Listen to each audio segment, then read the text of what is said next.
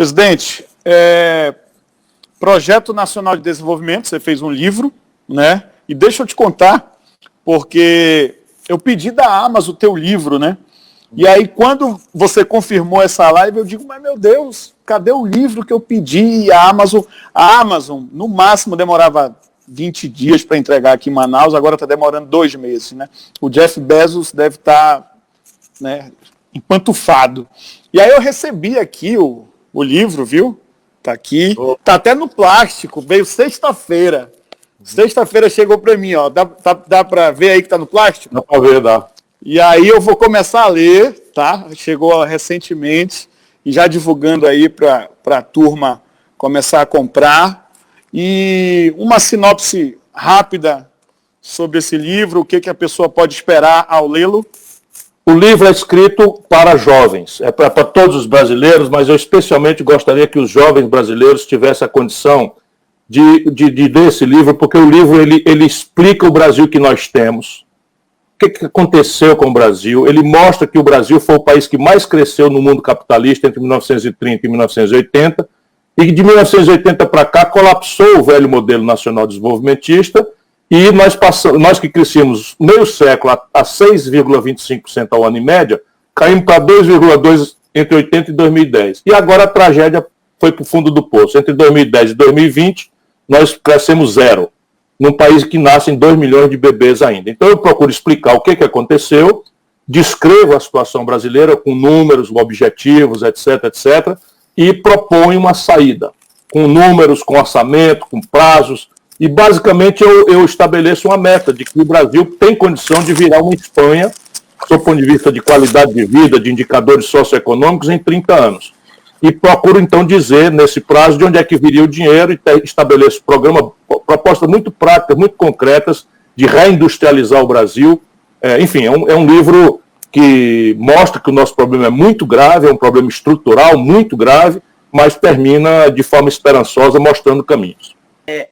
E aí, como é que é possível ainda ter esperança? Eu lembro que nos anos 60 tem um musical chamado O Brasileiro Profissão Esperança, tal. Até tem no YouTube. Aí outro dia eu procurei, achei, me lembrava isso daquela época. E aí, quer dizer, como é possível ainda ter esperança num quadro tão difícil como nós estamos vivendo?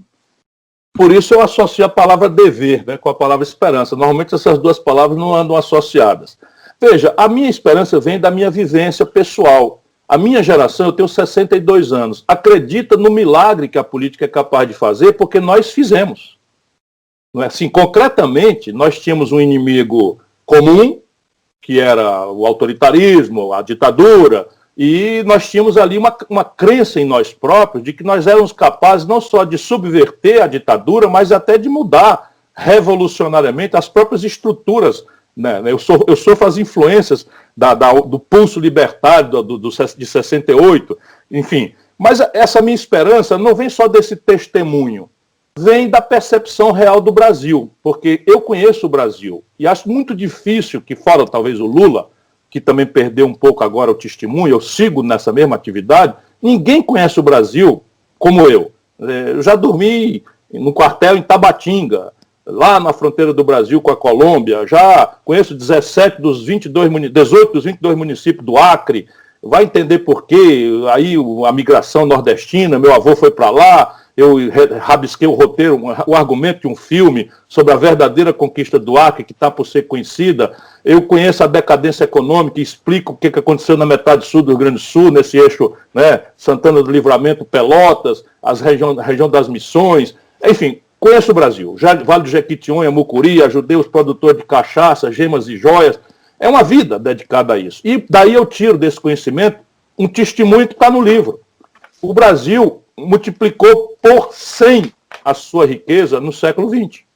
Por 100. Quantos países do mundo fizeram isso? Nenhum. Quer dizer, 3 países minúsculos, onde é fácil fazer. Nós fizemos num país como esse. Não é? O chão é o mesmo, pródigo, generoso, e nunca deixará de ser uma vantagem estratégica, se não para o futuro petróleo, porque talvez ainda a metade daqui meio século não tenha mais relevância, mas por meio século ainda terá. Uma província mineral, minerais sensíveis, etc., etc., água potável, 1 de cada 6 litros de água doce do planeta Terra, mas terras agricultáveis.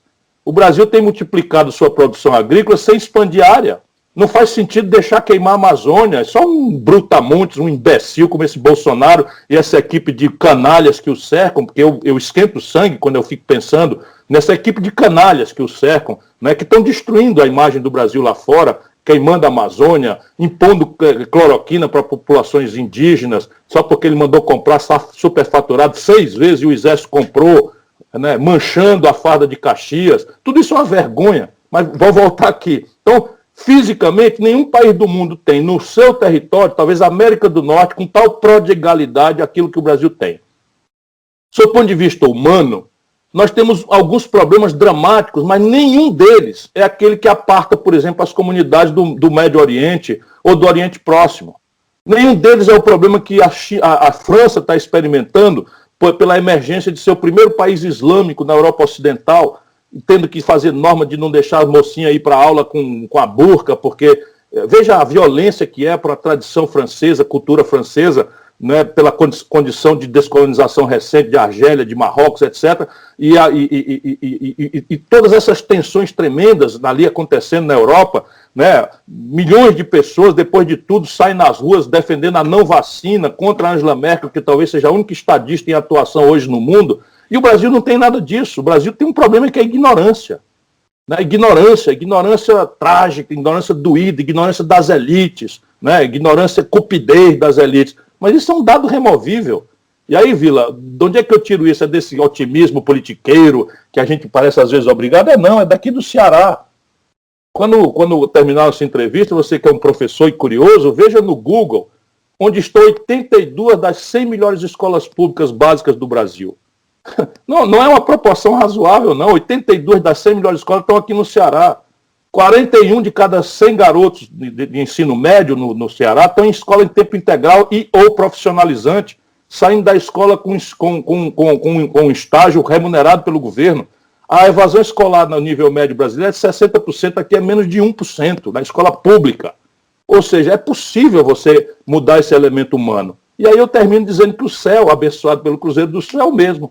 Então o que está faltando? Se o Brasil tem o mesmo chão, o mesmo povo, o mesmo céu, e foi o país que mais exuberantemente cresceu no mundo, por que não está crescendo agora? Não está crescendo por conta da política. Mas se preservarmos a democracia, a política é a linguagem dela. Bom, eu vou encerrar agora, só fazendo a pergunta que eu estou fazendo para todos os entrevistados, só tem que você estar vetado de dar a resposta, ser presidente da República. Essa resposta você não pode dar.